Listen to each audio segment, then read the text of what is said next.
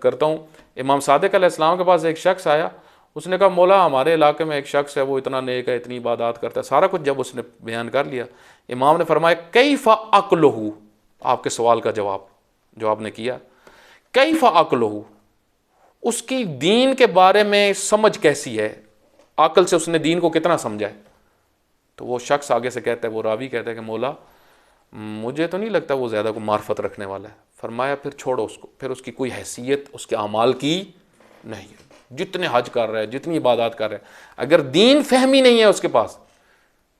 اگر دین کو سمجھ کے اعمال نہیں کر رہا، ان اعمال کی کوئی ارزش، ویلیو اور حیثیت نہیں ہے۔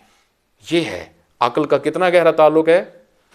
اسی وجہ سے امام باقر علیہ السلام فرماتے ہیں تمہارے اعمال عقل کے ساتھ تولے جائیں گے، کثرت معیار نہیں ہے، کتنی شعور کے ساتھ تھے وہ معیار ہوگا، یعنی کثرت معیار نہیں ہے، کیفیت عمل۔ ہو سکتا ہے ایک بندہ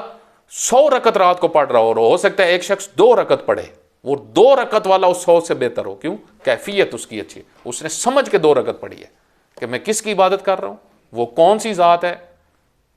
وہ کتنی عظمت کا مالک ہے، اور میں عبادت کس لیے مجھے کرنی چاہیے۔ ایک یہ ہے، ایک لگا ہوا ہے پتہ ہی کچھ نہیں، وہ 2 رکعت، بعض روایات میں یہاں تک آیا ہے، یہ جو آیا کہ عالم کا سو جانا عابد کی عبادت سے بہتر ہے، کیا مطلب ہے اس کا؟ کیونکہ عالم سمجھ کے سویا ہے، اس کا سمجھ کے سونا اس